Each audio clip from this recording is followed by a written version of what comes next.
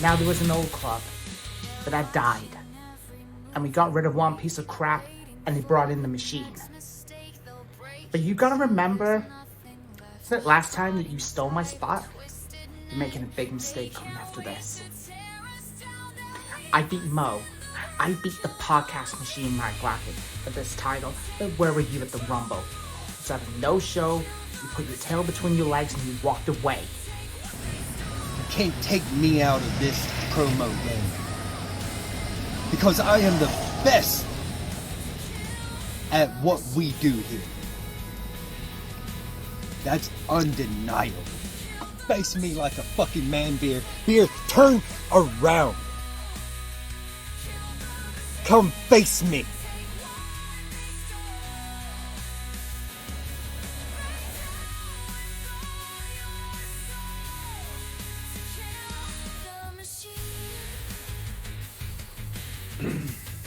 Surprise, Trav. You guys picked the issue for some reason. I don't know why. I don't know what your beef is. I don't know what your issue is. Corey is all bowed up.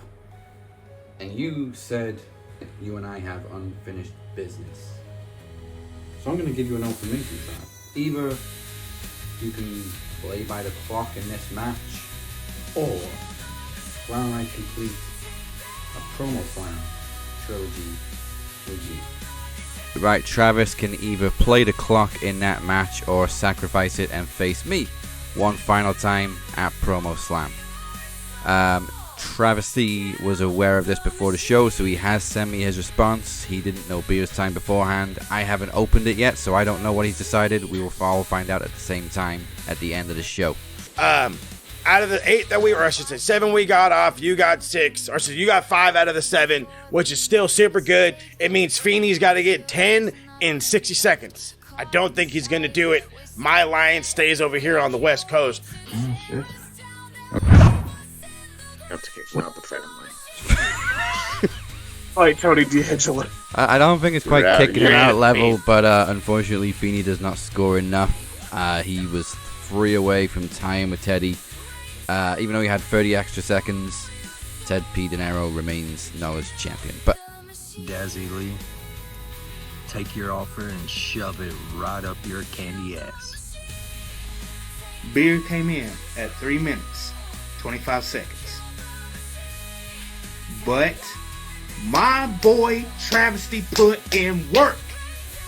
Cut the head off the dragon and cut over a 4-minute promo to become Max Wrestling's new Dragon Slayer. And he's now the new world champion. And guys, he's here right now. Beer, I said that title would go from your head to my waist.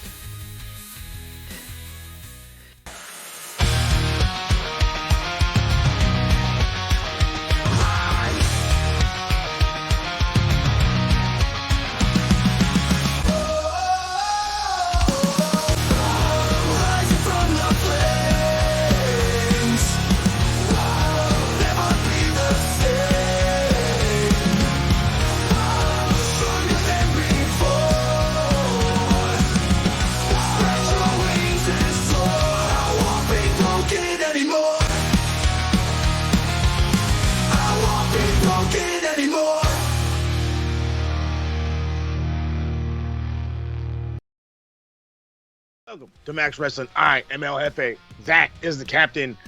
That's Cypher.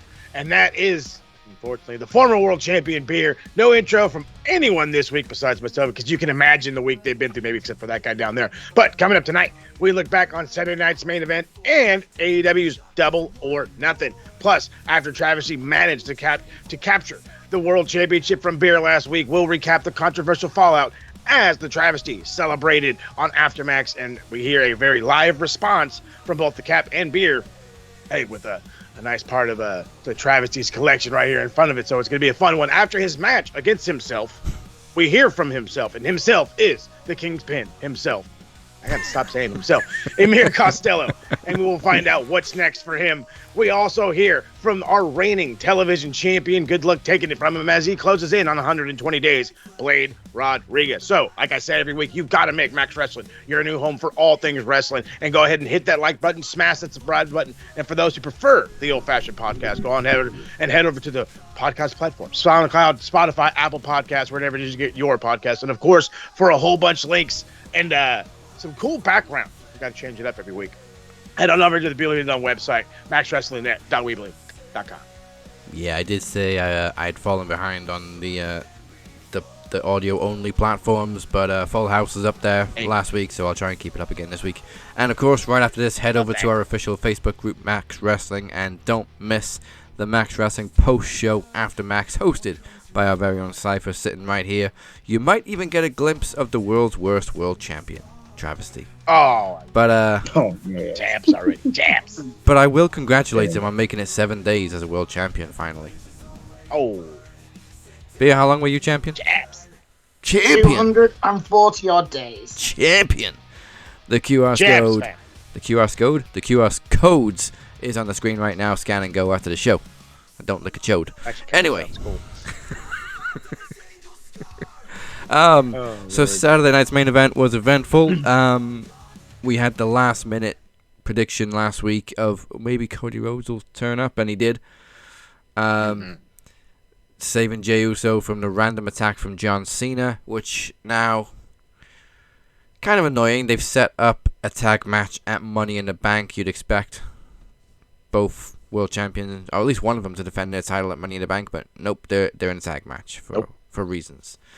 Cody and Jay are taking on John Cena and Logan Paul. What the fuck is going on? Did he do something cool on YouTube or something? Is he back being viral?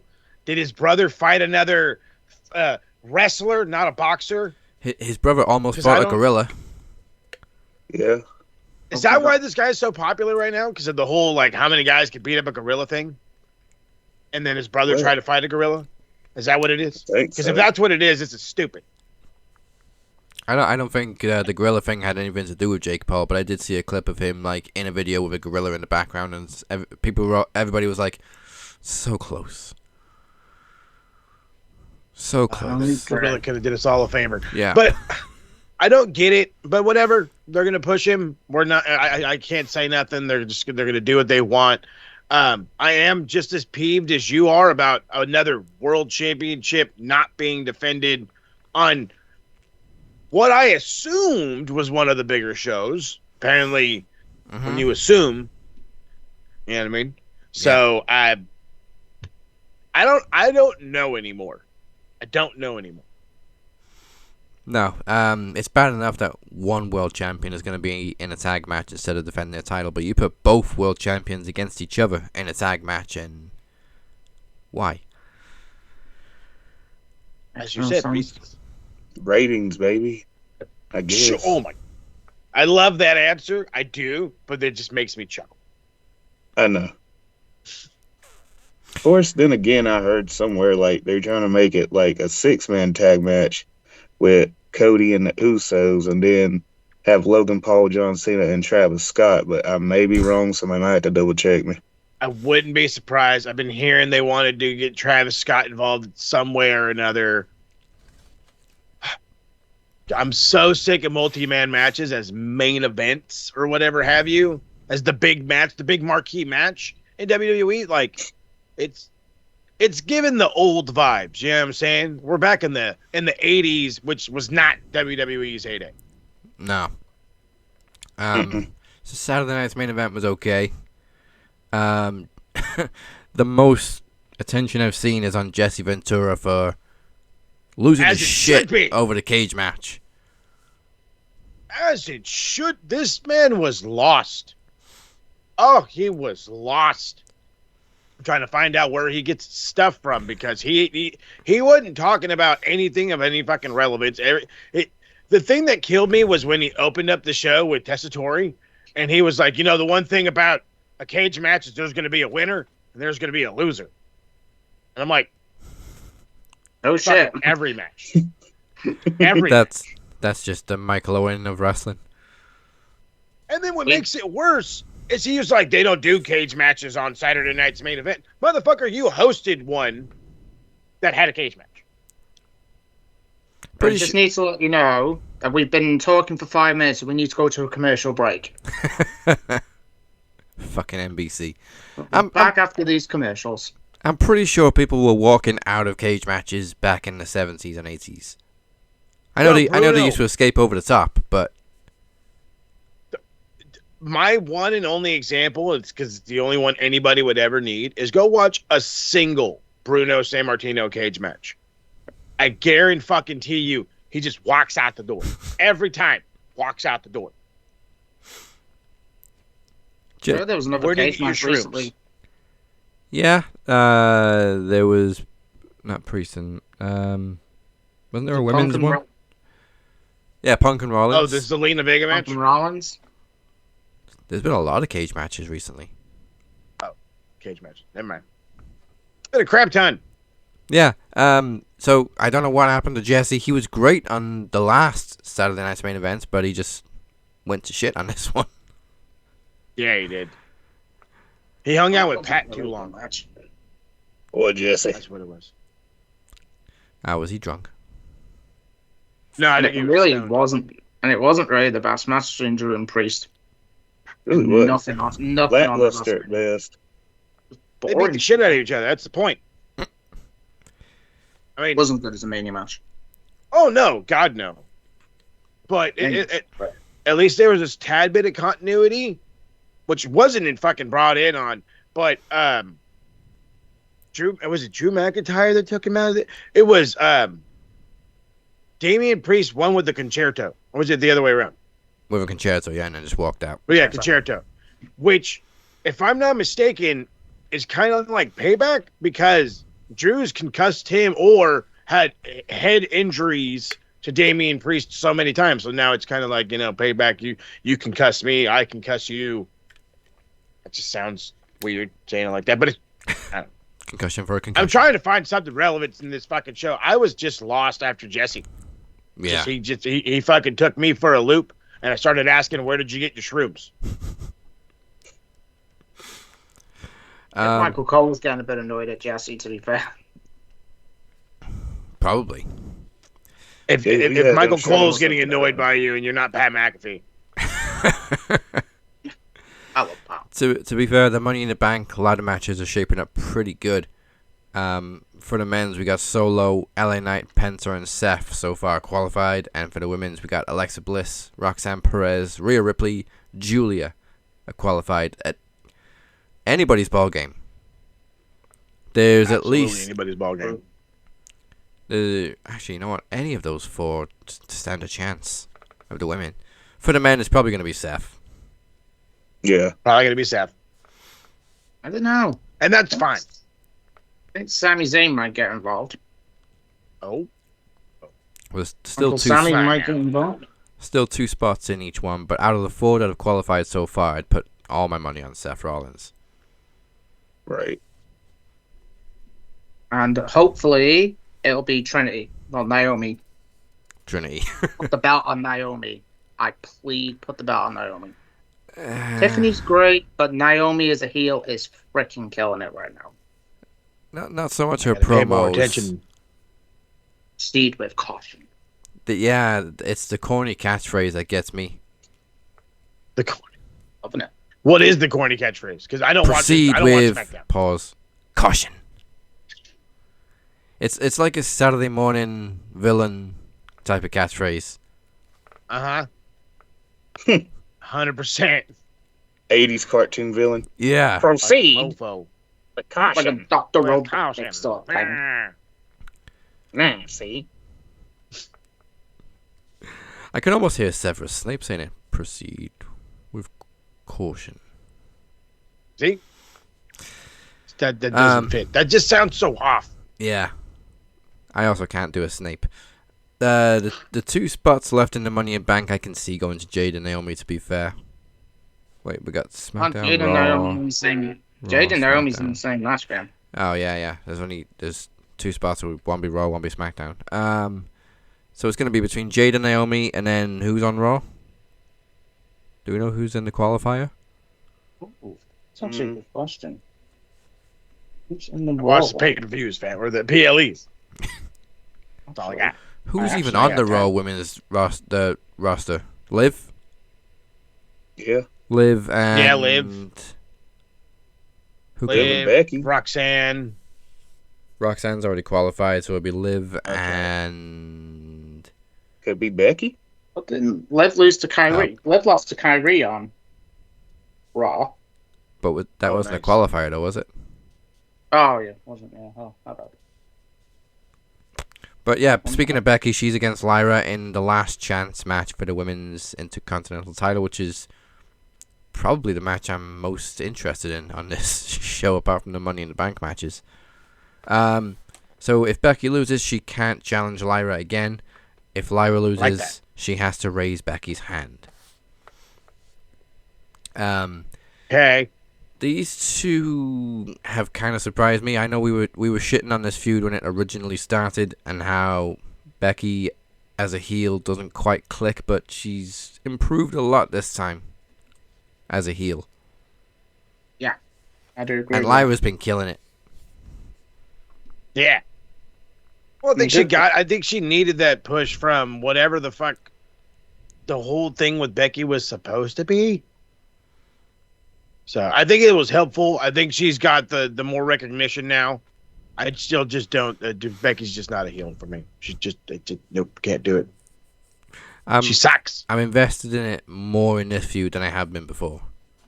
Like her Lady Gaga run a couple of years ago was there. Was mid. Lady Gaga run. Oh, have mercy. Great Are match we with gonna Rhea, but the whole gimmick sucked. Like Not big time gonna deny Bex this. gimmick. I hated it. Yeah, the big, Big time time Bex. It was You terrible. you had money in the man. Why are you changing it? Big time. And that awful fucking CGI graphic that they used to put on the screen Oh, Yeah. for no, big no. time Bex. Oh. Hey.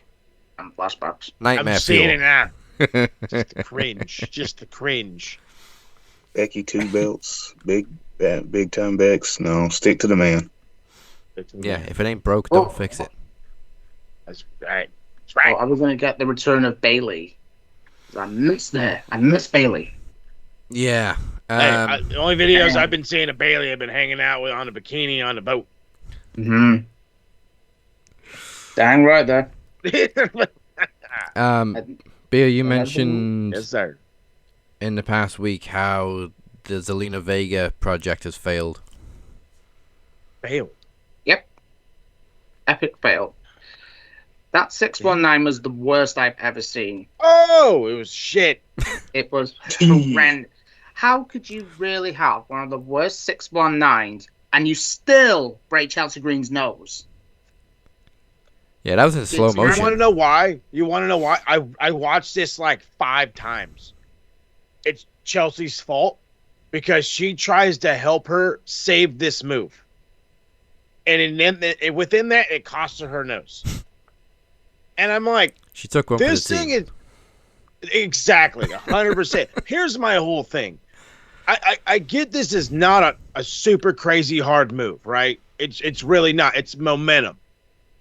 Do you not have? And I say this knowing exactly how hard the people in the E work out.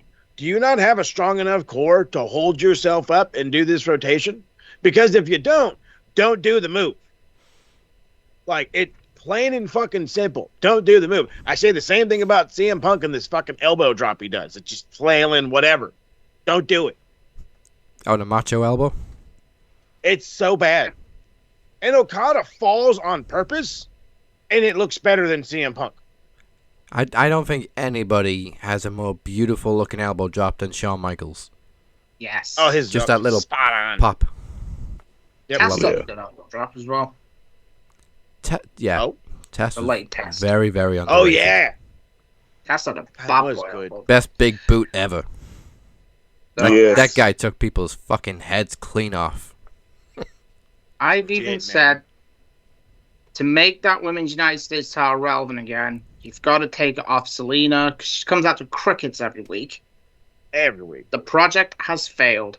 You need to put the belt on either 3 people. Back on Chelsea, because Chelsea's so over with the crowd. Chelsea. Julia. See? Or Alexa Bliss. There you 3 options. Yeah. Yeah. There we go. Sold me There on you 3 Alexa. options. I mean, hell, give it to Alexa. She needs something. If she don't get Money in the Bank, She's so over if she right gets now. Money in the Bank, she can cash in on Zelina. Or true. you got a dark horse. Nikki Cross has the Wyatts returned on Friday. Hey. Yeah, Yeah. to a very nice pop, Or considering Montez. they've I been loved. just lost in the shadows for so long. It's been their first appearance in 2025, by the way. Yeah. That's Since when was the last appearance? Late 2024, they lost to was it the Final Testament? Oh god. Yeah, it was So that's probably Yeah. between SummerSlam and Survivor Series. around At November. some Around, point. around October, because that's when Aikman and Rizal let go, and they Oh, yeah. Why? somewhere along. Why did they just don't know how to book the Wyatts? I'd have the Wyatts against the It- Bloodline. It was always the same, even with Bray. He'd come back, they'd stall, he'd go away for months. Because I feel like this is one of those things where, like, they're either, you know what, I think with Bray is what it was, is his gimmick is something you can either get all the way behind or not at all. I don't think it's one of these ones where it was like you can kind of have him in the mid card and just hang out or whatever. It's like, no, he had to be a threat. You had to make this guy a threat. We're not going to talk about the red cage match. So, but they need it. You know what I mean? I think it had to all be on a different level, and I feel like they still have that same. I don't want to say vision or narrative. I guess narrative is a better term for the Wyatt Six. They want to push them in a specific way, and unless they fucking have it nailed down, they're not gonna push them at all. Hopefully to not hinder them. I think it hinders the fuck out of them. Like, I don't think they just need to hang out in like the background or whatever. But and call me crazy, but I remember when this stupid little this stupid little group of guys used to just run around and beat people up, and they didn't have a match for a hot minute, and you would just randomly see them show up and beat people up. Wasn't that And then they Retribution? leave. Yeah, no, I was actually talking about the Shield. Oh, right. Oh, my bad. Because again, when I think about it, I think about what is like a group, a faction, if you will. I guess they're considered a faction, even though factions are way more than 3 people. Like, what made them like super crazy relevant? It was you didn't know when they were going to attack, you didn't know who they were going to attack, you didn't know like you had no idea of what their agenda was, and you could do the same thing with the Wyatt Six. 1 minute, maybe they go straight to fucking Cody. Maybe 1 minute they help him, the next minute they cost him a title. You could do the same thing with a Jey Uso. I mean, again, trying to keep dudes relevant too. You know what I mean? Maybe 1 minute, it's him and Gunther or whatever. He beats up Gunther, and then he's, forces Gunther to win the world championship back. And then they have this whole other spinoff. You can insert them almost anywhere and run a program.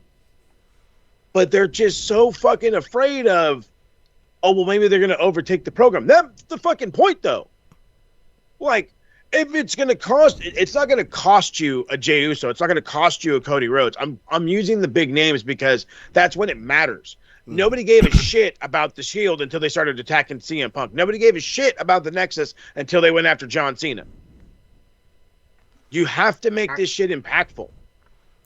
And sitting here and with the ball in your hand, not knowing whether to pass it, whether to go with it, whether to shoot it, whether to fucking give it to the ball boy, you're leaving everybody with their dick in their hand, for lack of better terms. And you're fucking this faction up, and you're fucking up our perception of wanting them around. Yeah. At least for me, it's shit or get off the pot time. And I'm telling you, just start having them attack people. That whole fear of they're gonna take over the show pisses me off because You've got the Judgment Day on Raw in every other segment. There's not a half-hour period where there isn't a member of Judgment Day on Raw every single week. But they're afraid to book the Wyatts. But they're afraid to book the Wyatts. Which, again, if we're willing to overly, I'm gonna say overly book or overly show off the Judgment Day to the point where you've got like memes of like Finn Balor giddy with whatever, seeing Dom get grilled by another woman, you know, or how fucking Carlito got over by being, or not Carlito, no, oh, I'm right, there you go, by just being the funny guy, having the quick fucking comebacks. It's not that fucking hard. I get it. Yes, they're creepy, they're scary, whatever. Oh, I don't want to push them until fucking Halloween. Stop that. Stop You it. couldn't insert the Wyatts into the tag team division because SmackDown's tag division's cooking right now. Yeah, If you put the belt on the Wyatts, you can use the Freebird rule. that's true. Loomis and See Rowan as tag champs would be frightening. Do you see how simplistic that was? Just use them. Yes, Road Dog. I mean, hell, dude. Christ. They're so afraid to pull the trigger on these guys, and I don't understand why. They got all the potential in the world. You got fucking Eric Rowan, you got Nikki Cross, you got Dexter Lewis, you got Joe Gacy, you got fucking Bo, and then eventually you're gonna get Alexa, which is gonna make the whole circle complete. Cause just imagine this: you got tag champions with Loomis and Gacy, an Intercontinental Champion or U.S. Champ with Rowan, World Champion with Bo. You got Women's Tag Team Division with Nikki and Alexa, or, you know, Intercontinental Women's or United States Women and Nikki. And there's just so many variables that they could use to push these guys, but they're not. It's not like it's like I said, they're not utilizing what they got, but they keep bringing in other people. Yeah, I think one of their problems too is they want the Wyatt Six to be heels, but they're so popular, so they don't know what to do with them. It doesn't matter if we cheer for them, we cheer for them. It's ratings. Just put them on TV. Again, Stone just Cold have was supposed to be a beat heel. people Look what up. happened there. Punk was supposed to be a heel in 2011. Look what happened there. Yeah. Becky Lynch in 2018. Yeah. The most failed heel turn of all time. If people start cheering for heels, just run with it. It means you're doing something right. I know we're not supposed to cheer for them, but it obviously means you're getting people over. LA Knight in 2023. Fucking Sami Zayn in the Bloodline. And MJF in AEW. Again, we're dropping these fucking obvious hints, and Road Dogg's sitting there like just fucking digging his nose. Oh, you didn't Digging his nose. I'm not on Twitter. Well, I guess I gotta go kill SmackDown. Yes, you do. Yes, you do, Road Dogg. Yes. Dog shit. Alright, we're gonna get into Double or Nothing as well, but first, Blade Rodriguez has a little something to say. He has previously challenged Travesty to challenge him for his television championship, but things kind of changed last week when we had a new world champion. So let's see what Blade has to say this time.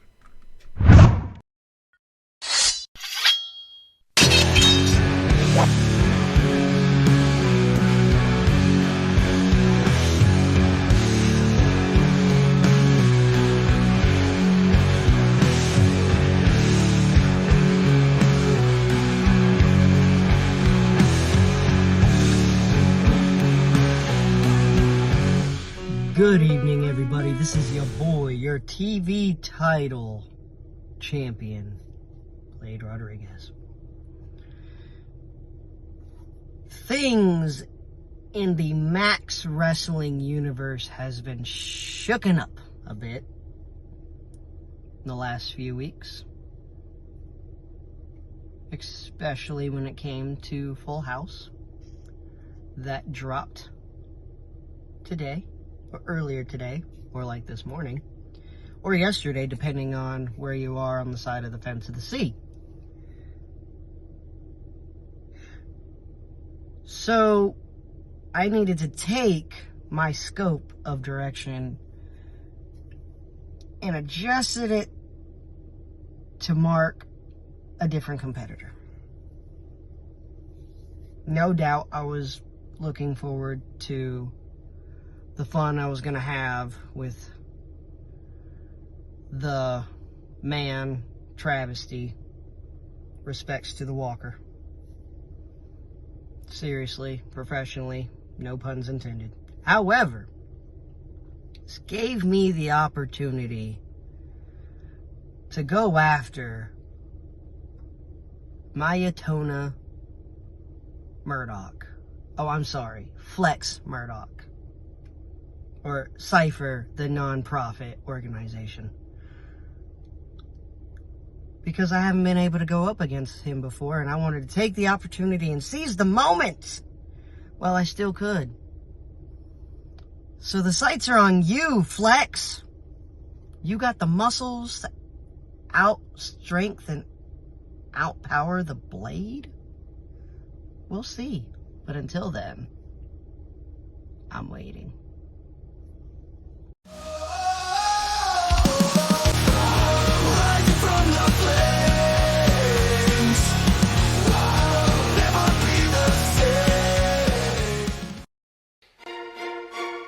It's easy to be the best thing going today when the Kingpin is not in the building. But the moment that the Kingpin shows up, you just got moved all the way to the back of the line.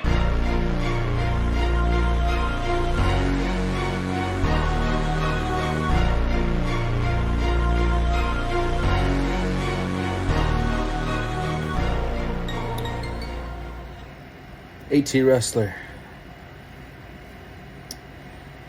I gotta be honest. You did something that hasn't been done in a very long time. You managed to surprise me. I mean, you literally said to me I'm the kind of person who can't see things that are directly in front of me. And I arrogantly told you I could see what was in front and behind. And I gotta admit, I didn't see that shit coming. You're right. Congratulations. And, you gave me an instruction. Stay down, you said. Stay down. And if I didn't, you were gonna make sure that I didn't survive the next time. And you know, you seem to know a lot, but the one thing you don't seem to know is just who the fuck I am, homie. Stay down. Stay down. I won't fucking stay down. You're gonna have to kill me. You are gonna have to kill me. Congratulations, you taught me a lesson. Don't trust anybody. Fuck it. Ted P. Dinero, my brother. Okay? There was a mole in the backyard. I was unaware. Thanks for bringing that to my attention. I won't make that mistake again. I won't make the mistake of trusting another person. Thank you for that. But another thing I won't be doing is staying down. You are going to have to kill me. The last 2 max specials have ended with me flat on my back. I'm back on my feet, bitch. And you should be worried. Because it seems like no matter what you do, and no matter who you send at me, you can't do enough to keep me down. Not last time, not this time, not ever. Bury me. That is when I will stay down. Thursday on Max. Predictions, recaps, trivia, and groundbreaking promos, and the occasional rant. I'm going to say it again. Fucking Netflix. Fucking Netflix. You have known for months now that this Jake Paul, Mike Tyson fight was going to happen. You knew. You had more than enough time to get the infrastructure for your website ready to go. Join us on the Max Wrestling Podcast every Thursday. Exclusively on YouTube and audio on all podcast platforms. Go to maxwrestlingnet.weebly.com.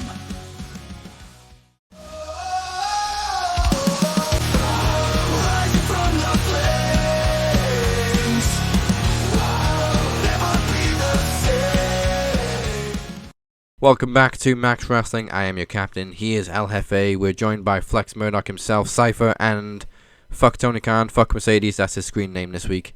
Beer. Speak their names and they appear. Once again, make sure you like and subscribe on YouTube. Follow us all on the podcast platforms, and make sure you visit maxwrestlingnet.weebly.com. Trivia Takeover 10 comes your way June 26th, which just happens to be the Phoenix's birthday. And it is the night where trivia takes over because the Iron Bank Challenge has found a new home outside of Promomania and will be on the line in the traditional Iron Bank Challenge 2025.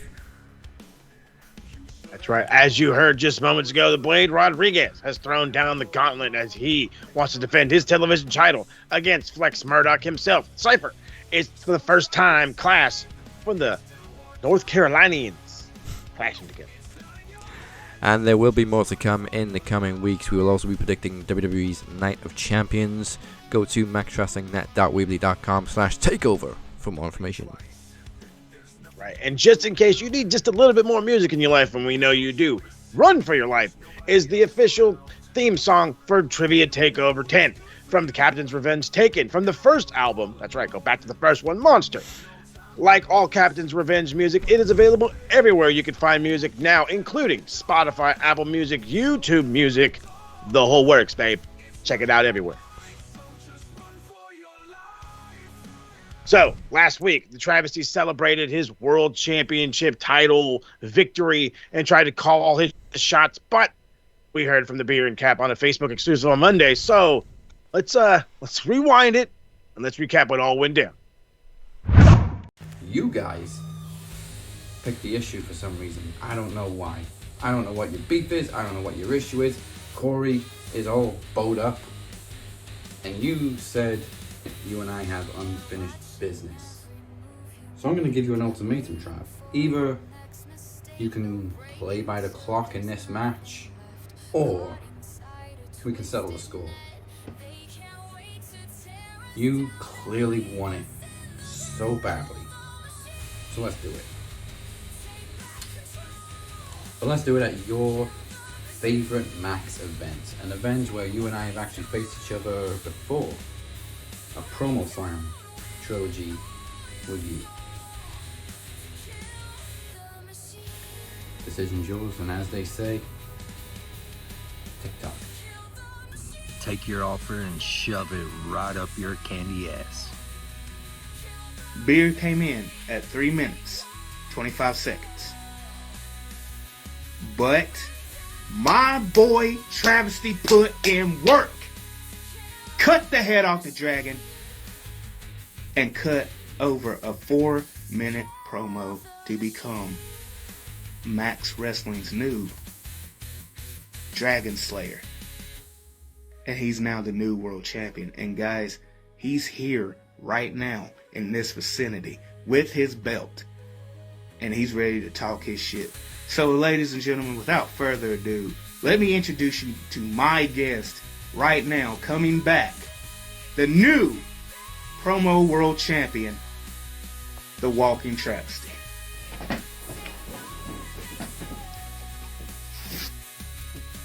Beer, I said that title would go from your head to my waist.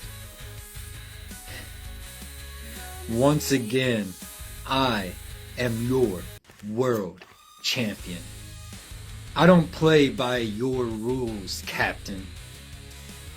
We play by our own. He's already inserted himself in the Iron Bank, along with me and Beer, and probably many others that's yet to be announced. I know Feeney's going to be there for sure, Trav. Yeah. I know that. 1 second, Flex. There's somebody in this live watching. Who? The Captain himself. Oh! Captain Knight Captain, welcome to the show, buddy. How does it feel knowing that I defeated your best friend? How does it feel to know that I told you to go screw yourself? Like I said earlier, I want you to hear now, the world title will not be defended at Trivia Takeover. We're going to focus on trivia.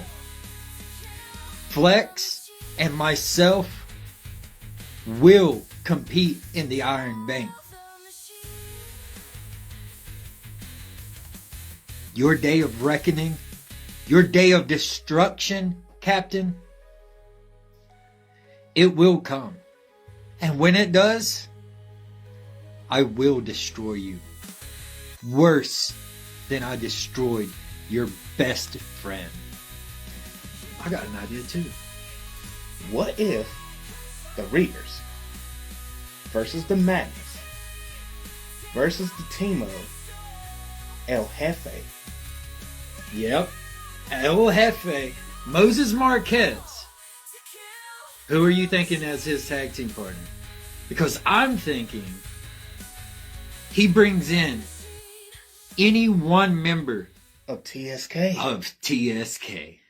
Ooh. So to be the brothers, it'll be the Carolina Reapers versus the Madness versus Team TSK. Right. That seems perfectly fair and it's never been done before.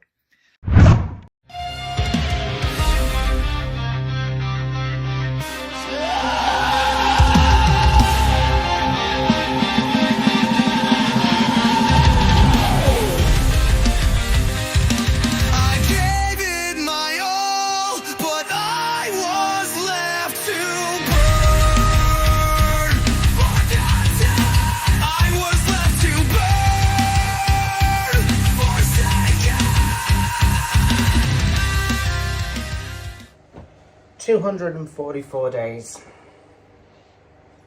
244 days. I was your world champion. I was your longest reigning world champion in this brand's development.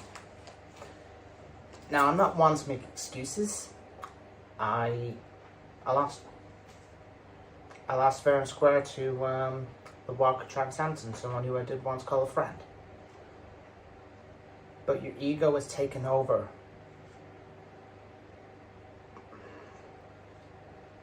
244 days, I was so dominant, I was on another level.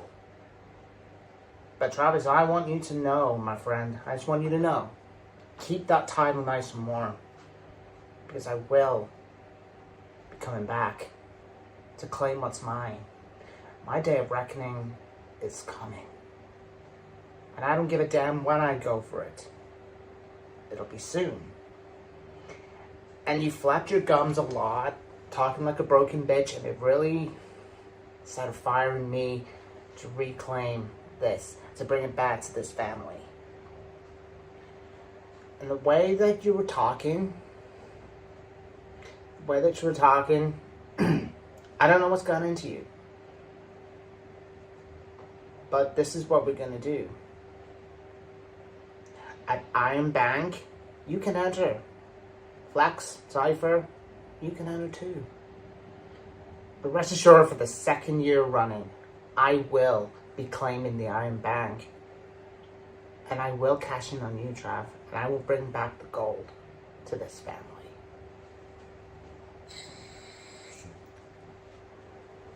Take a seat. Now, hold on a minute. Something's bugging me. Was it not just a couple weeks ago when I tried to gift Cypher, Flex Murdoch, whatever you want to call yourself, a knowledge championship match, and he said, and I quote, he's not about trivia anymore. Delusional. He's not interested in trivia no more. He's a promo guy. Isn't that what you said, Corey? I know that's what you said because you were there when you said it.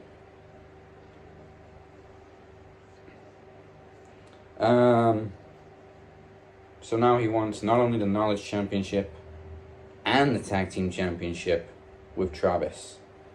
Pretty sure I also offered them a rematch for the Tag Team titles too. And then they decided to bring in Chris instead. So, if they want to change the rules and make them up as they go along, then let me just check the agenda on that one. Tag team title match. What was it you proposed?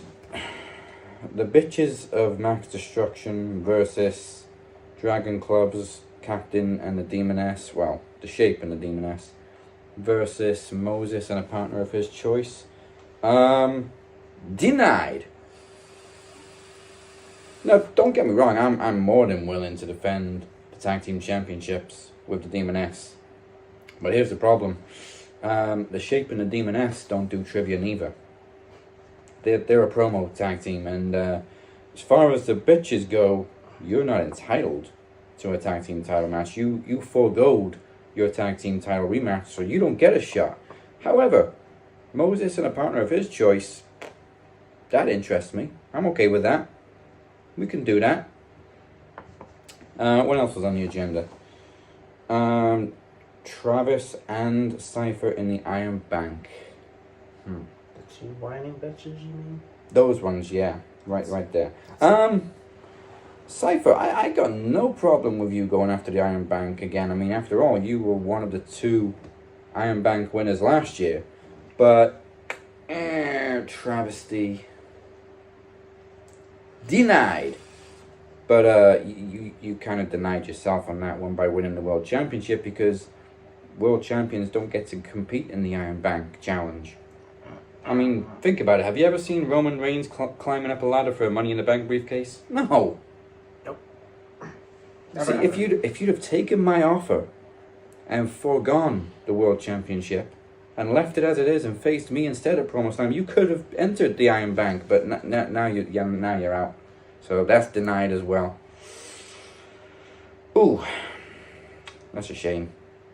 Now, also says here you are refusing to defend the World Championship at Trivia Takeover. Actually, you know what? I'm okay with that one. I wasn't going to make you defend the world title at Trivia Takeover anyway, because like you said and like I've said, it's not about promos, it's about trivia, so that's fine. But you will have to defend that World Championship eventually, because you can skip 1 event, but not 2. So, you will have to defend that World Championship on July 12th at All For One in a rematch with the former and longest reigning champion in one reign, longer than all 5 of yours. But let's up the ante a little bit. We'll make it TV rules again, and we'll stick to it this time. However, minimum time no longer 3 minutes. Let's say minimum time 5 minutes. Because here's a little bit of inside information. The promo that Beer cut last week, that was just over 3 minutes. That was his second promo. The original promo that he shot was longer than yours. It was actually 6 minutes. 6 minutes. 6 minutes, 34 seconds. If he'd have stuck with that, he would have beat you. But of course, I thought you were above championships. I thought you had a little more to you than that, and I thought you would have taken the bait to face me instead. But hey, what do I know? So, the way I see it, in an alternate universe, you would have beat him, and you would have retained the World Championship, and you would have gone even longer than his 5 reigns. So here's the thing, Trav. If you refuse to defend the title at the second event at All For One, then your reign is going to end just like all your other reigns. Strict. So you can muse on those little details, and we'll probably hear from you on Aftermax. But until then, continue to be your namesake, a walking travesty. Oh, and before we go, congratulations on holding the World Championship for longer than a week. I guess some things do change. I'll see you at All For One, bitch. Oh, wait. I forgot one more thing. Travesty, since you were banned from competing in the Iron Bank Challenge because you're now a world champion, you check yourself out of the Iron Bank Challenge, and the captain has been checked in. So I guess we'll both see Flex at Trivia Takeover. Sometimes you can shoot your shot. You've shut your mouth for the last week. Oh, and now we're gonna shoot ours. And one last thing, all these little things that I just mentioned, they're all signed and official by an actual solicitor because we don't trust dodgy lawyers, do we? Yeah. That sort of a lawyer, though. So, as they say, you can take that to the bank.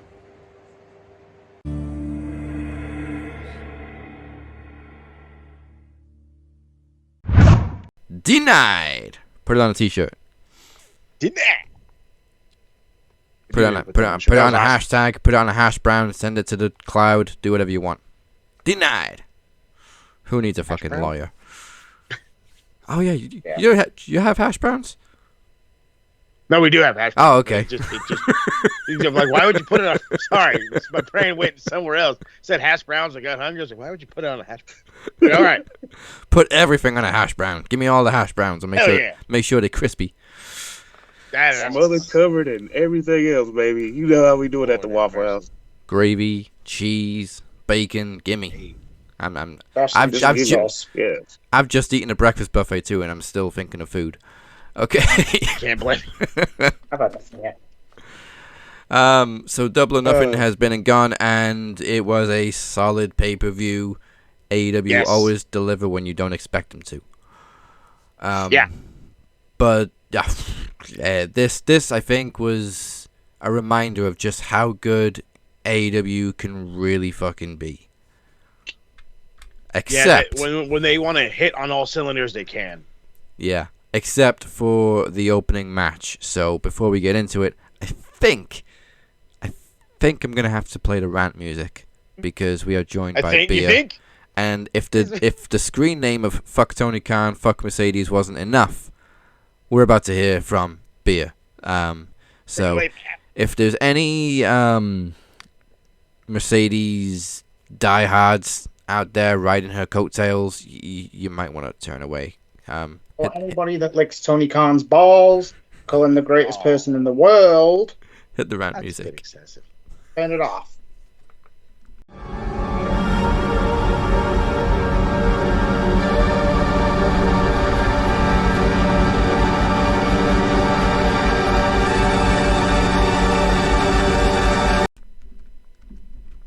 I dared you, Tony. I fucking dared you. He did, though. He did. He really did. I was watching Battleground, and I had Double or Nothing on the side. And when I saw Mercedes win the match, I said I was going to lose it. Why? You got a better story with Jamie and Mercedes. Did Jamie lost a brawl out? You could have had the rematch that we all wanted. But you have to put this B-Tech Cruella DeVille to win a match she didn't fucking need. What is the need? Tony, I fucking warned you. I had to bring the wooden spoon out today. You B-Tech Simon Bird from the In-Betweeners. You are a fucking clueless hack. You know what? And if Tony loses at All In, which is going to happen, the women's division is dead. Jamie here is buried. Didn't she say in an interview a few years ago that if you don't listen to CM Punk, or something to do with Punk, and is this her fucking punishment? What is the fascination about giving Mercedes all the titles? Now, if you watched Dynamite last night, which we are going to get to, by the way, why did Hangman Page give his belt to Shivani and Mercedes kept hers around her fucking waist? Someone answer me that. Tony. I was going to ask you, Pap. Tony, you are fucking lucky that AEW's pay-per-views are great. You are lucky. Because Dynamite lately has been not been the greatest. Collision is a waste of time, and Ring of Honor, if you saw the attendance at Ring of Honor, it was embarrassing. Tony Storm needs the win. Or on July 12th or July 11th? July 12th. July 12th, baby. That division is dead. Whoever wins. Whoever wins. I think TK's lucky that All In isn't in the UK this year, because the wooden spoon will be coming out. And I'm pretty sure he can launch it all the way from those cheap seats. Which aren't even cheap. Gorilla. I'd run to fucking Gorilla. Hey, he feared for his life. Yeah, with a wooden spoon. It'll be 100 men versus beer at that event. Why bury Jamie Hayter, who the most over woman, was it 2022? When she was a heel and got over on her own. 22, 23, Why? yeah. You've ruined a match that I wanted to see so much. Now, obviously, NXT is on the same weekend as All In. I will be watching All In. I will be watching All In before the Great American Bash.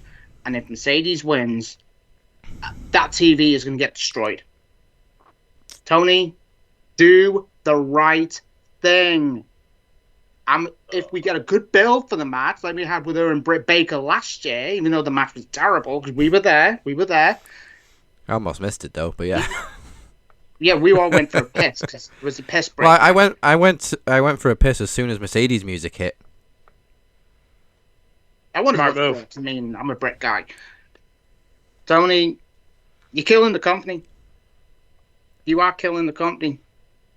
This match could have been at Wembley for next year. Well, think of what Thakler's going to do. What the fuck is Megan Bain doing? Why is she in the dead team with Penelope Ford? She's just hanging around Collision, right? Literally, yeah. Buried on Collision. So, Mercedes, fuck you. Tony Khan, fuck you. She's the most overrated wrestler on this fucking planet. I'd rather watch Lana. And she sucked. This is Rusev.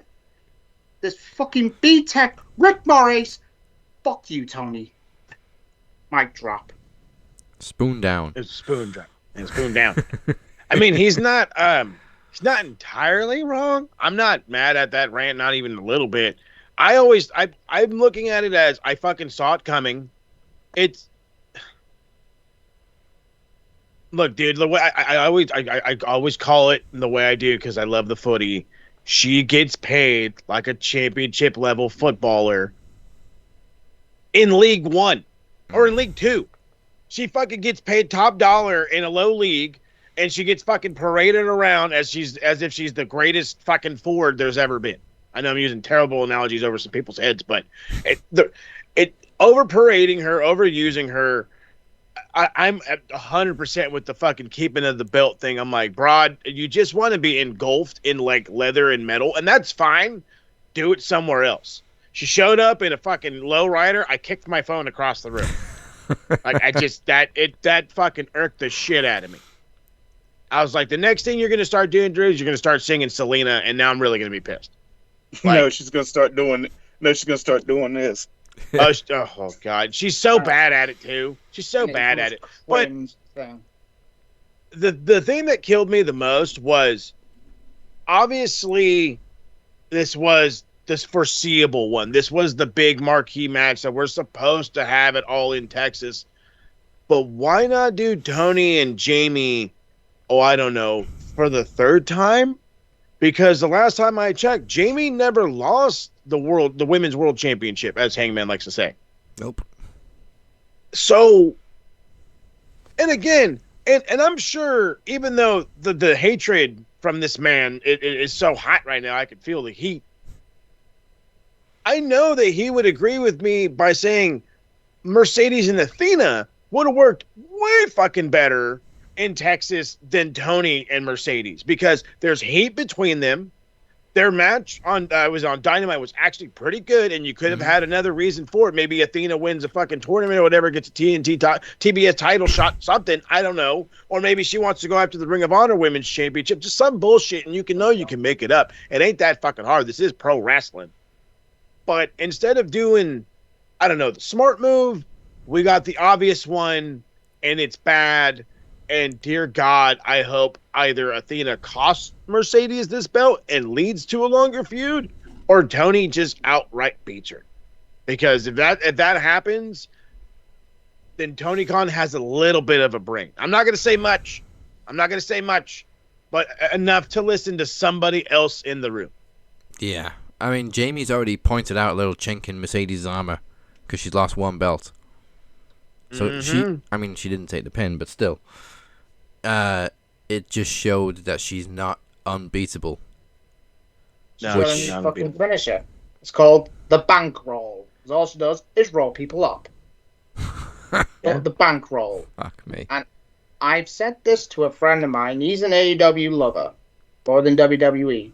I told him the second she loses either a second or third match, she will run out of that company, run back to WWE, and that women's division will rot. I'm telling you now, 2 years' time, when that women's division is dead, she'll run back to WWE. She'd have to reduce her pay grade, though, to go back to WWE, because they won't pay her what Tony's stupid enough to pay her. You could bring in any woman into the AEW division. You can bring Rhea Ripley, Bianca. You could bring in Bayley. She'll beat the three of them. She will not put anyone over. Well, think of it this way. Fucking clown. The 4 horsewomen of WWE in AEW, where Mercedes beats them on, that wouldn't, that wouldn't look good on paper. Hell, it wouldn't look good on paper at WWE. Has Mercedes taken a single pin or submission since dropping that title to in Japan? Nope. That was gonna say that is her last recorded loss. Wow. It was against another one, was when she lost the tag match, but Harley Cameron took the pin against the three. Yeah, I was gonna say that was the last time she took a pin. Had been and that was over a year ago. Wrestle Kingdom. When the second I looked on Twitter. Oh no, she wanted a Wrestle Kingdom. Pause. The second I saw a tweet by Athena and she was sitting at home, I went, "That's it." Unless she was trolling. I don't know. So after Tony Storm, what's left? What's left for her who's to beat? Thunder Rosa. No. She was involved in that Deonna Purrazzo tweet last night. No. Nope. I don't know. They brought, what the fuck is her? Tekla is how you pronounce her name. She's here. She looks weird. I don't think she's gonna get much momentum. Then again, I haven't seen her fucking wrestle yet. Again, I kept saying Deonna Purrazzo was somebody that we need to start doing something with. Push her, do something, elevate. I don't know, fucking just show her on television for fuck's sake, and they don't do it. At this point, it's like Harley Cameron, save our division. Or Anna Jay. It's been just over 2 years. 21st of May 2023 was Mercedes' last singles loss to Willow. That is ridiculous. You multiple women that's in the back doing nothing. Fucking Okada has lost in a fucking oh my god. That doesn't work for me, brother. DC excellently pointed out. She's becoming the Charlotte Flair of AEW. Oh, worse. He spoke way worse than Charlotte Flair. Way worse, bro. Charlotte Flair took a loss in a 2-year period. Charlotte actually put Tiffany over at WrestleMania, so I gotta give her plaudits for that. She may have slapped the shit out of her, but at least she went out on her back. Bro, it's Mercedes Hogan. Yeah, people make jokes about it and memes, and then people make fun of the people making fun of it, but it's true. Now, before I stop ranting, because I got a lot. Any Mercedes stands out there that keep calling Becky Lynch Becky Hogan. Fuck you. Did she not just put Lyra over? Fucking hero. Not even close. Tell her. Becky put Lyra over. Charlotte put Tiffany over. If you didn't see NXT, Stephanie Vaquer put JC Jane over. And JC Hey. James not the best. No. But it's to get Hey. the youth talent over, because we know Stephanie's going on Raw. If you've not heard, Stephanie Vaquer is going to Raw. Jordan Grace is going to SmackDown. I'm a fan of Jordan going to SmackDown because that division's shit. Let's face it. Yeah. So She can do something for them. dare any little Mercedes fan to drop in damn fucking comments saying, "Oh, she's great, she put someone over." Fuck you. She's not put a single person over when she should have put Willow over. Could have put Stat over at World's End. She's literally squashed every woman she's faced in the last 2 years. And you tell me, what matches has she had that's been good in AEW? Except Stephanie and the 2 against Stat. The one against Athena was good. Just the wrong person won. Yes. Yeah. With a fucking roller. We keep going on Mercedes, and I don't mind it, but like the thing with her is, it took her 7-8 months to truly adapt to the AEW style, because the majority of the matches she had when she first came in were complete shit, sloppy as all fuck. And then again, look at this fucking one that she had with Jamie Hayter. She fucking beat her by legit DDTing her, slamming her face into the fucking canvas like a goddamn untrained rookie. It's ridiculous. It's ridiculous. It blows my mind to see somebody be as poor as she is, who was at the top level for so long. Yet Willow is out here looking like $1 million in this Anarchy in the Arena match. Well, granted, I mean, fucking Marina can barely tie her damn boots, so I'm gonna just leave her alone. But Willow looks awesome. Yeah. Willow's Hey, always man, been awesome, so- and she will take some bumps. I don't get it. Like, I just don't understand it. No. Marina Shafir is one of the worst wrestlers I've ever seen. You don't know me. I don't want him. I don't want You know him. what? And again, Can Roddy actually teach her how to wrestle? no, because No. that's the thing that makes it so much worse is your husband is Roderick Strong, one of the more trusted guys in this business, that even through guys in the E and girls in the E. He's so trusted in this business. And then you had John Moxley take you under his wing too. And I don't care if he hears this, you got worse. How the fuck does that happen? I don't. She was originally an MMA girl, right? Judo. But judo does not translate into professional wrestling. And if it does, actually no, it could if she gave a shit. Ronda didn't adapt fully, but she did better than her. So again, it just blows my mind. And as far as Mercedes goes, her prime is just like this prime. Gone. Hey, empty. Gonzo. Love that. That was a good one. I like that. But speaking of prime, I gotta talk about this dude, because I swear to God, and I said it in the TSK recap. I think I've said it here before. Speedball Mike fucking Bailey. Oh my God. I still remember this dude as the guy that had come to the fucking ring in a gi with the Star of David on his back. I remember it vividly. WCPW, he was this dude where everybody was, the fucking UK fans loved this fucking nerd. They loved, I was like, who the fuck's this guy? Fuck's this nerd? And he impressed me then, and still to this day impresses me still. It's ridiculous. He goes in there. He is one of 2 guys who have really brought something out of Okada in his AEW run.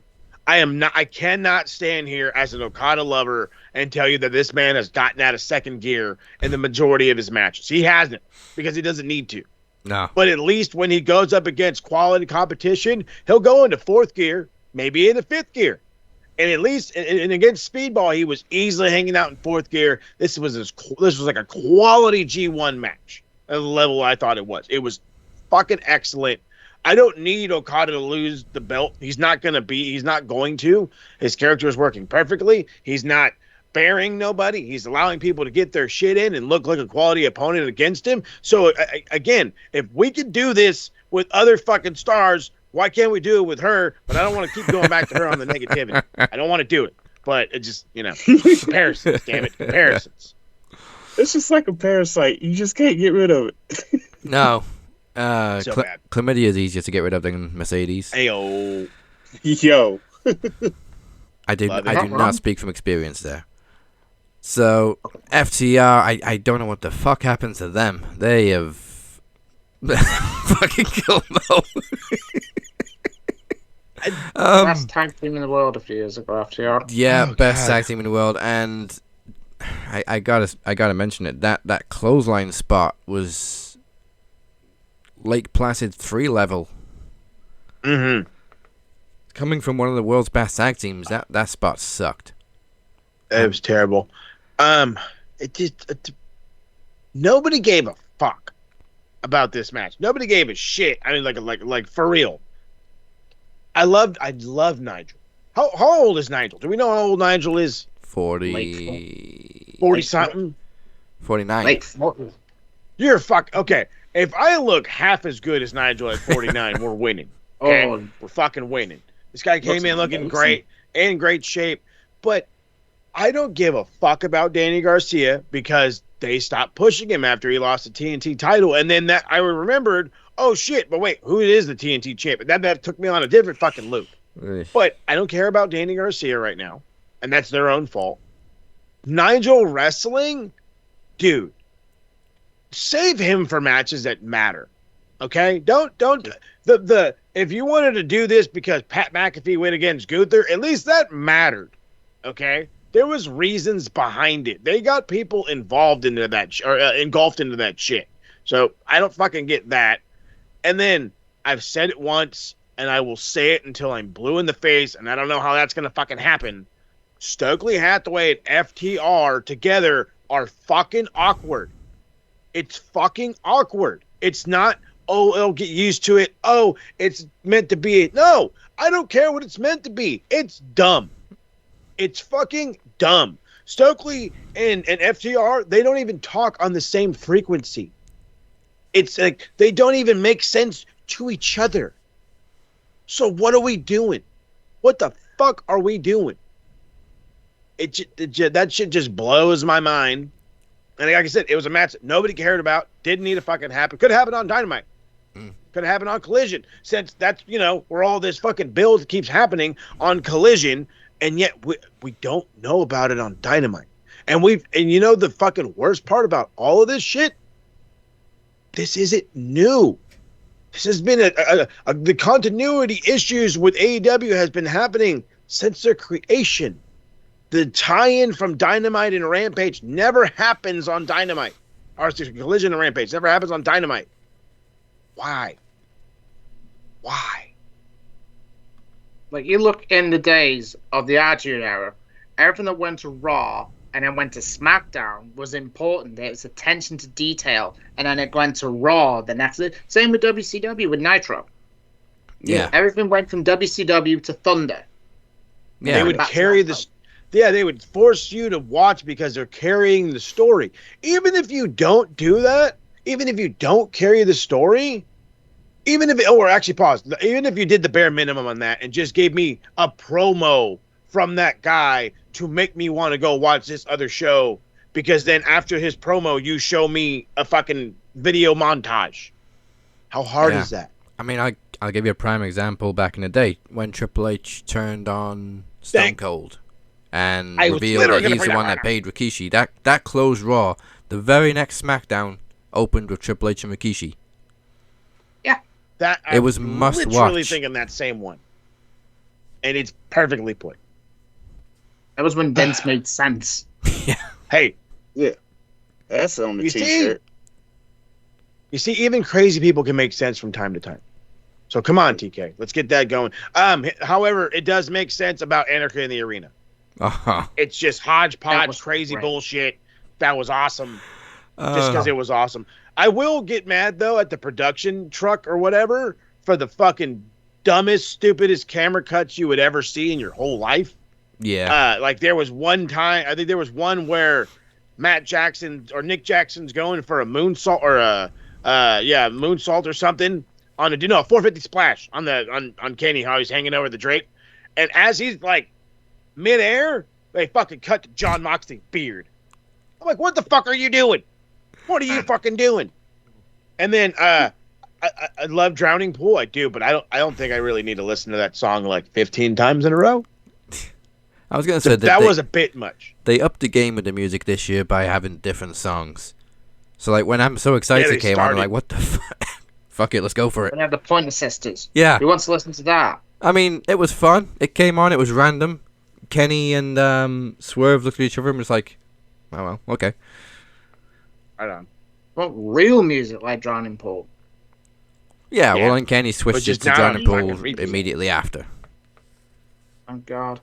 But that's always a spot in Anarchy in Arena. They replay a song over and over and over and over and over until you're sick of it, and then somebody will get thrown into a speaker or electrical equipment, and the song cuts off, and it's a huge pop.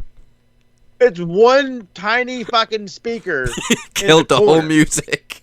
I'm like, you're telling me that this box no bigger than a fucking TV box, is sounding the whole fucking joint. Whose iPod's hooked up to this? This Somebody's Bluetooth was connected to that speaker, and you know what? They had a playlist ready and everything. They even showed TK the first thing he walked into work this morning. He's like, "Yo, check out my playlist." So yeah, bro. put that one on repeat. This is the Alpha speaker. Fucking hell. This is the Hive speaker. You break this one, they all go down. Yep. All right. Before I get to the main, I have to ask you guys. MJF and the Hurt Syndicate? Am I the only one that saw immediate fucking collusion? It's like they just formed a team on Wednesday, and on Sunday they're already beefing? Yeah, I don't see MJF fitting in with this group at all. We know there's some ulterior motive because it's MJF, but it's got to at least fit somewhat for you to buy into it at first, and I'm just not buying into it at all. I think there's an ulterior motive because he was way too eager about joining this faction, and now he's in it. He's just like, where do you go from here? You got this guy, you got MJF now in the Hurt Syndicate. So what are you gonna do with him now that he's in there? Is he just gonna stay there till Cedric gets there, or is he just gonna end up screwing the Hurt Syndicate for his own personal gain? We don't know. I mean, it looked like he wants to be the guy that helps them. Oh, I can hurt people for you. And every time he tried to help, Bobby Lashley yelled at him. What are you fucking doing? Leave the goddamn ring alone. Don't give it to him. Fuck off. Like, okay. Why not? Like, I don't get it. Like, just beat these fucking nerds up and move on. And then the whole incident on the outside where he's getting ready to beat up a dude that Bobby's already beating up, and he gets mad, I beat him up. So why is he here? I love the white chocolate joke. I do, and I will fucking use it till I cannot no more. But if the chocolate don't mix, why we mixing? You know what I'm saying? If it ain't working, why we mixing? And it just feels, I like it, I do, but I'm already getting it's forced. It's forced. And maybe it is an opening for Cedric Alexander. Maybe. Please God. But if it is, hurry the fuck up. Yeah. Hurry the fuck up, because I don't know how many more weeks of this shit I can take. I'm also not sure how much more I can take of just Adam Cole just falling right off the radar. He's TNT champion, and I don't give a shit. No! And he's last night. I was terrified when I saw it. Oh, you too? I fucking terrified. Screamed in horror. I honestly thought. So last night on Dynamite, I love that. It fucking flows so beautifully. It was him and Kyle Fletcher for the TNT title, and Kyle Fletcher, this dude's hopped up on fucking sugar. I don't know what this fucking kid does, so we'll say sugar. And he goes to do the fucking powerbomb on the side apron. Fucking misses the apron completely, and just the top of the corner of Adam Cole's head hits it. Ooh. And he comes slamming down. It was fucking brutal. Oh, it was brutal. I honestly thought he broke his neck. I honestly thought he broke his neck. And I kept wrestling. And I adore Adam Cole. I adore the guy. This is why they have this thing called, talking to your partner before you go into a match, because Every match is like a dance. You have to trust your partner. One wrong move, you can literally hurt your partner. And that was a very real case of fuck around and find out. And dude, like, the neck, just no, bro. Like, I've seen some shit in my day, but that, I can't. And he shouldn't be in trios matches. If you put the TNT title on him, don't put him in trios matches. And also Paragon. And then why do we even need that match on fucking Double or Nothing anyway? Why? No one cared. Nobody cared. And the name Paragon They were like, sucks. hey, we need a buffer match. No, you don't. No, you don't. You do not need a buffer match. You went from anarchy in the arena, madness, chaos, and crazy shit to a fucking professional wrestling match. That would have transitioned just fine in the mind of AEW. And then instead, you're like, hey, go out there and do some fucking shit. What shit? Other than use CM Punk's fucking theme that 9 other people used before. Like, I love Kill Switch Engage. I do. Trust me, I do. I don't ever want to hear this song in wrestling ever again. At an indie show, sure. Why not? But in any big show with a fucking television camera, no. Roddy loves some Kill Switch Engage. Pick a different song. Pick a different one. I mean, Roddy normally comes out to End of Heartache. But yeah, there's plenty of Kill Switch songs you could use. Change it. So, like you said, the final Hangman Ospreay. Did the right person win? Yes. Yes, unfortunately. Yeah, I would have loved either of them to win, but it makes more sense for Hangman. And please, it does. For the love of God, beat Mox. I think I caught a shitstorm on Twitter. I said, imagine if Jack Perry returns and costs Hangman the title. I think I would be a riot. Now I'm really glad your team lost. I say that shit. Think this app, Twitter, would break. God, I'd be pissed. That would be like Brutus Beefcake showing up and helping Hogan. And that's exactly what the fuck it would be. And I don't want it. No, I don't fucking want it. Just this needs to end. The Moxley militia, the Moxley murder crew. I fucking forget what Mike calls them, but it's fucking great. Neo-Nazi Moxley, that's what it is. No more. I don't want it anymore. Just get rid of it. I'm telling you, the NWO stink needs to go away. You need to bring this company back and rejuvenate it. Your world champion walks around with a briefcase. Not even your fucking title belt. And again, he wins with consistent fuckery. At least in the E, when we had to deal with Super Cena, he'd win clean all the time, like an asshole.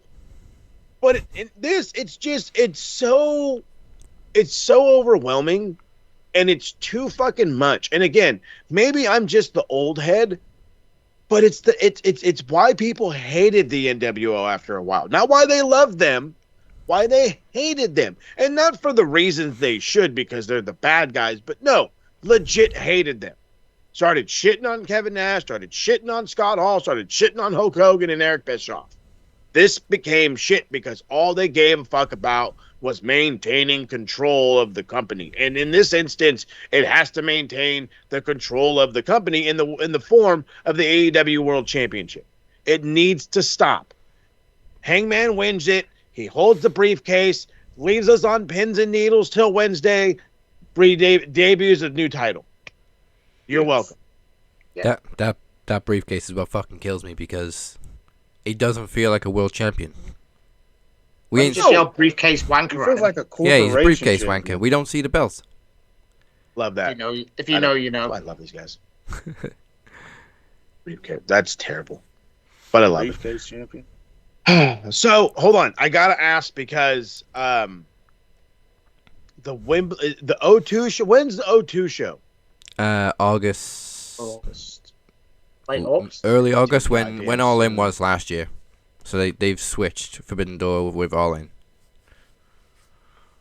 I I want Will to do something big in the O2. And unfortunately, it's not going to be the World Championship. But it could be whatever belt Kenny has or Okada at the end of it. I think that's his should be his next step. Not going to be, should be his next step. The winner of Okada and Omega for whatever unification or non-unification, I still think they should unify these belts. Whatever happens afterwards, in August, that next month, you should absolutely have the winner of that go against Will Ospreay. 1,000,000%. Why? It's guys that he has ultimate history with.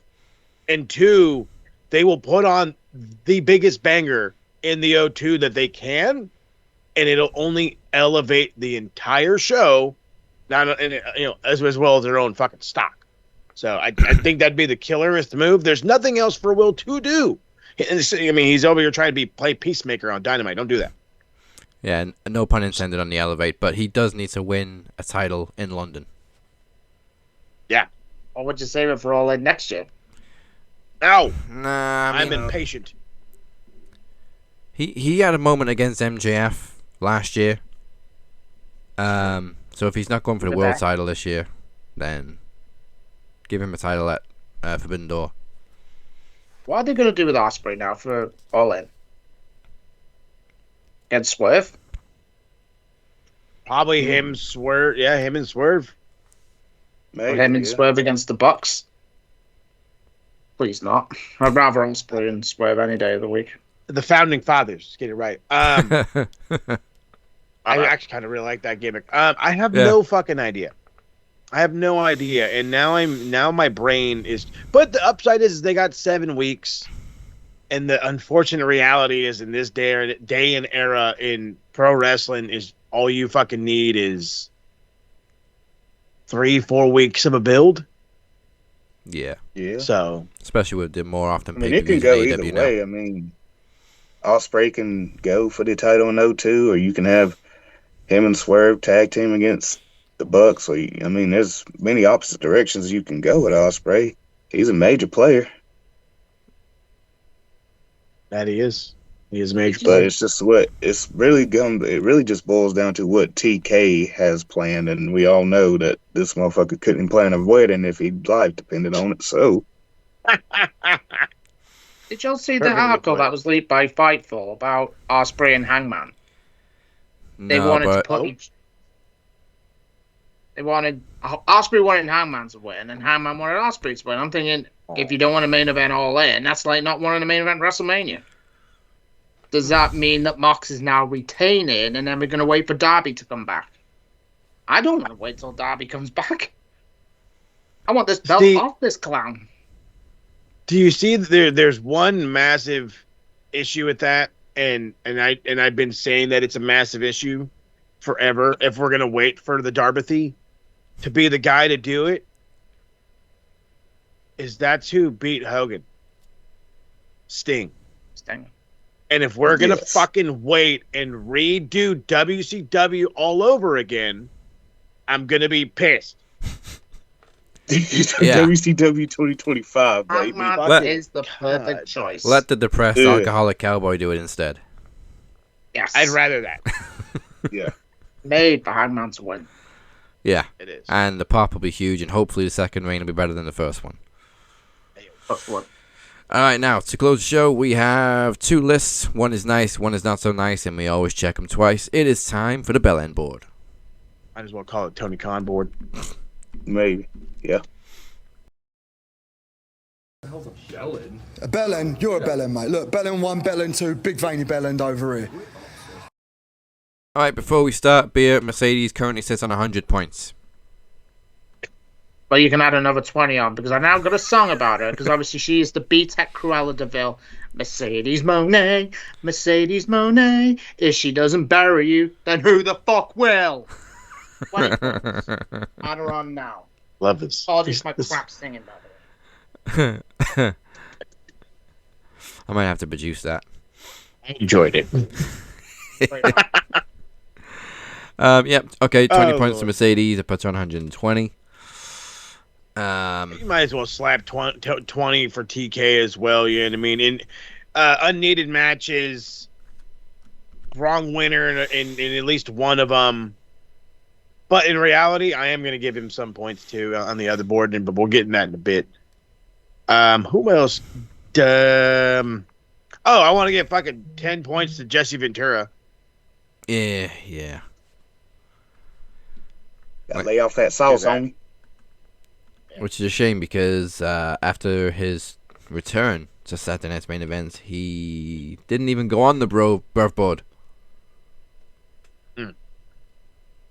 Sorry, Jesse. So 20 to Jesse.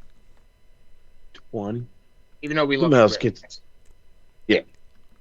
Who else gets points, Geese? I'm gonna give Kyle Fletcher 10 points for just dropping Adam Cole on his fucking head. Yeah. Like asshole. That boy Adam. That was fucking brutal. I'm sure Phoenix will give him an extra 10 for tapping Sky Blue. Oh man. I forgot about that. Yeah, okay. Extra 10. Extra 10. Oh, who did I want to give points All right. Who else do we got? Do we got another one? Did fucking Chris send us something? He sent us something for the Brove board, but for the bell end, God. I will. Was it the Brove board? Oh fuck! There was somebody I wanted to give points to, and I forgot. Oh no, it was this one. So he's got one for each. This guy's. I'm telling you, this guy does some work on the background. So the first one he sends us is a Facebook post by WWE is in my DNA. That's a first off. Don't ever have that as your name. That's ridiculous. Former WWE head writer Vince Russo, has claimed The Rock wants to kick Triple H out of the company. He thinks The Rock is setting up Triple H for a fall. And this is the supposed quote. They don't like each other. They hate each other. Other than they hated each other for close to 30 years. Rock pulled the Shawn Michaels character of young Rock. This motherfucker can't spell. There is a history of it. Rock is 1 billion% setting up Triple H for the fall. He knows exactly what he's going to do. He knows people were on to him from the beginning, and that's exactly what's going to go on. Bro. Russo's been spouting this shit ever since The Rock came back. That he's trying to take over from Triple H. He doesn't have the fucking time to run WWE. He's not even been on TV since Elimination Chamber. Yeah, because he's making again, the movies. UFL's hot.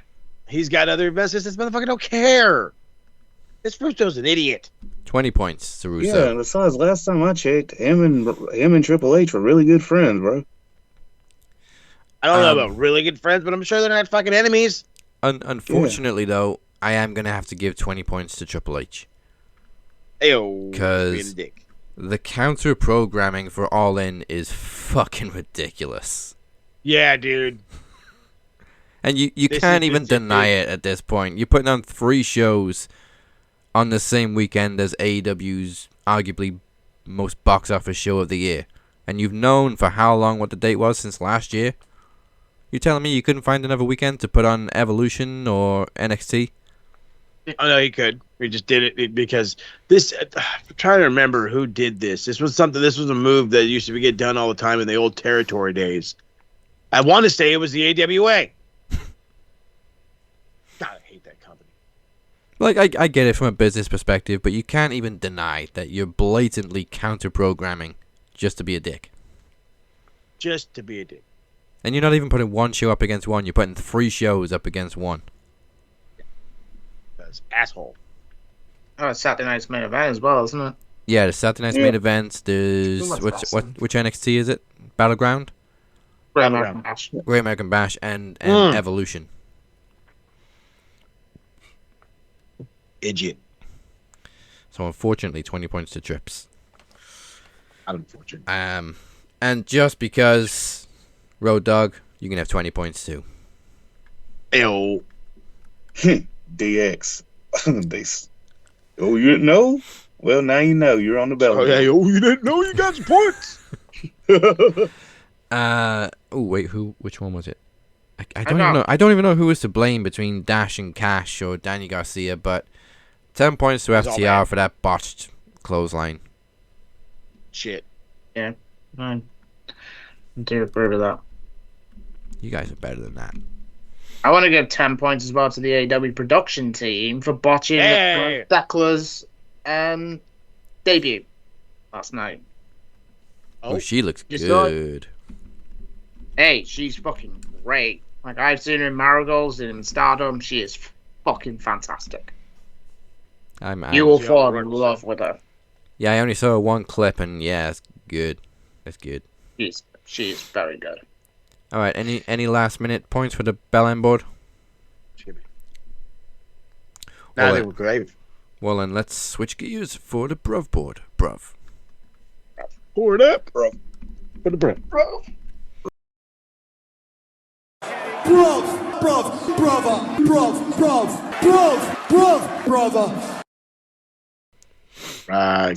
Good points. What did Chris send us? 20 points. Chris. 20 points. Go ahead.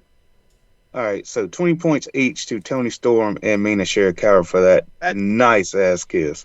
That's what I'm talking about right there. What did I tell you in the chat, Mo?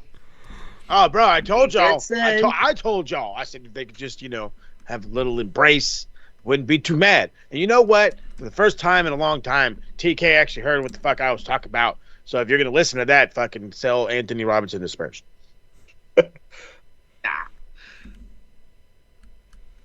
All right, then. Well, all right. Let's see what Chris gave us. He had a very good point for this one.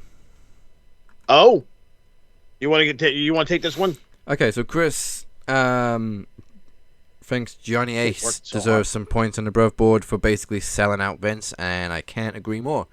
20 points to John Laurinaitis for amazingly. Yeah, basically he's throwing Vince under the bus. As he fucking cashing should. in money in the bank. There it is. That old fuck. So he's had or is having an out of court settlement on the basis that he provides evidence against Vince for probably more crimes that we haven't heard of. I don't want to know, but we're gonna have to find out. There is more to come. Now we haven't even heard anything about Lesnar just yet, so fuck, not gonna do anything. Not happy with him. That's the thing. Whether Lesnar's going to do anything, but he's loyal to Vince. But then again, Johnny Ace was loyal to Vince. People power! Yeah, People but power. the difference now People is power! Laurinaitis isn't on Vince's payroll anymore. Yeah, you did. You did mention that, to be fair. Good job, John. Good job, John Laurinaitis. People power. People powers. Puppy power. Goodness gracious. Who else needs Bruv points? 10 points to the new Women's Evolve champion. What's her name, Beer? Callie Armstrong. Callie Armstrong, yeah. She is great. All right. Super simple. We'll make it even more badass. I'll finish it off. Gotta give points to all four of these dudes because the matches set the standard for Double or Nothing. Speedball Mike Bailey gets 10, Okada gets 10, and of course the main event, they each get 10 apiece, Hangman and Billiam Ospreay. It's fucking what a war that main event was. What a war. Jeez, Okada's not been on the board yet. Oh, come on. Wow, that's very surprising. I'm failing him. I feel like Dexter now. I'm looking at that picture. I failed you. I want to give Maybe only Corey 20 gets points that. each. Sol Ruka, Kalani Jordan, Stephanie Becker, and Jordan Grace for two fucking phenomenal women's matches. Oh, shit's banged. Those shits banged so hard, bro. You can hear it through the TV. Actually, no. Give an extra 10 to Sol Ruka because that Soul Snatcher was just a joke. Oh, yeah, it was. Bro, I have been slacking on the NXT, and she blew my mind on that battleground. Because when you got dudes like Harold and Rob telling me, we got to watch this NXT battleground, you got to stop a minute and say, hold on, wait a minute. So yeah, that was a show. Who else did you say? Sol Ruka, Stephanie Vaca, and Jordan Grace. Kalani Jordan. Kalani. How Kalani just sold out was just ridiculous. Quality. 10 points to Joe Hendry because I don't think he deserved to lose his world title so soon. I still believe. We all believe. We still believe. Yes, sirs. Who else?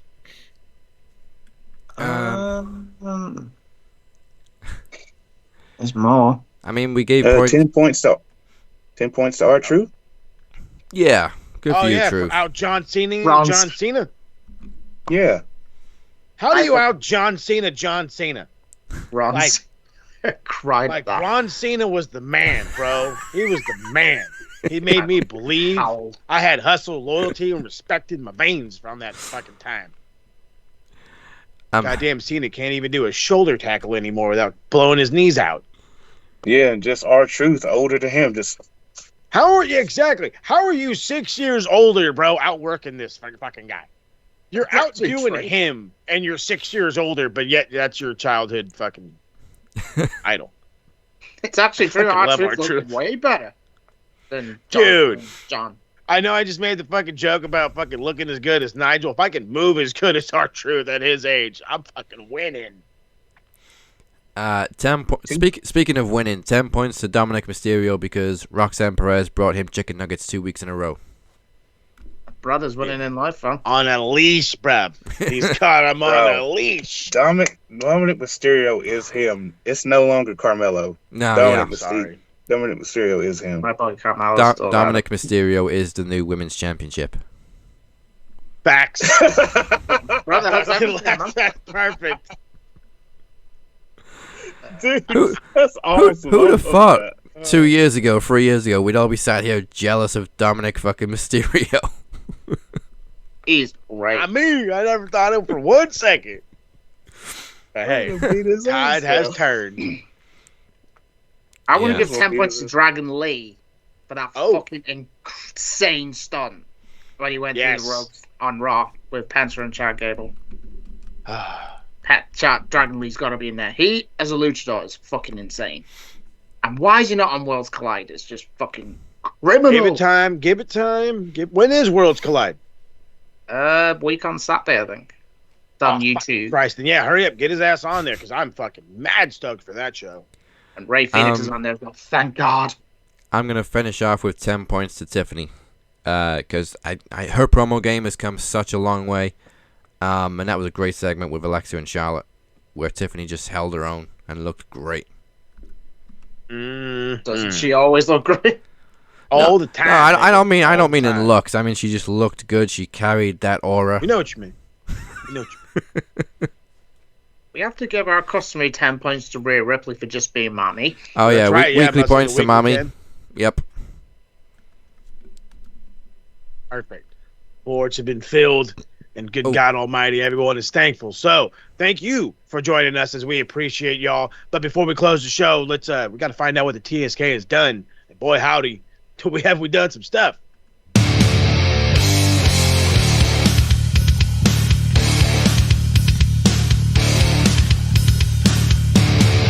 So, to kick it off, as you may have seen, yesterday dropped the Double or Nothing review. It's out now. You got to check it out. DC went on one of his excellent rants. You have to hear about it. I went on a few myself. The boys absolutely some were indifferent on the Anarchy in the arena match. A couple of us loved it. We'll find it. You got to find out who wasn't too big a fan of it. We all did gush over the Mina and Tony embrace and the main event. So definitely go check that one out. We will be coming back as soon as this weekend, either Saturday or Sunday, to drop the official first episode on the TSK's YouTube page, where we are going to finally do the thing that somebody else has done and take TK to the back shed and take care of him like Lassie. No, I'm just kidding. We're going to tell you how we're going to fix AEW. And trust me, it ain't going to be as hard as you think. And it just might be so goddamn simple that TK can understand it and maybe put some of it into motion. On top of that, we got some more coming. Like I said, I'm excited for the Worlds Collide show. And if I'm excited for it, the boys are excited for it. So we're probably going to drop a review on that one for the Worlds Collide. And then a whole bunch more stuff is coming.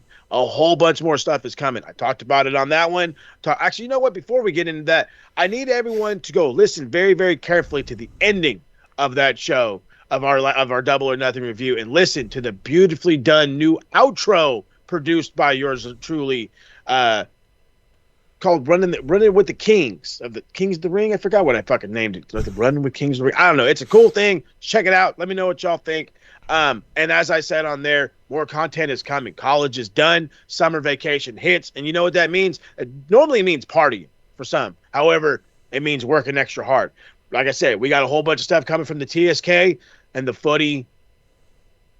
Footy's got to be talked about. There's too much footy happening. The MLS is popping, and Cypher shaking his head because even his team is going some places. We're getting ready to hit a 2-week international break for that, and the Prem is over. That means transfer talk has to happen. Thank God. It's time to reflect on Spurs. It's time to talk about San Diego FC, and it's time to just full-on talk the transfer window. So be prepared to see a whole lot of the Max Footy Pod dropping with a whole lot of the TSK. And the only way you know it's going to be dropping is if you're following the social medias.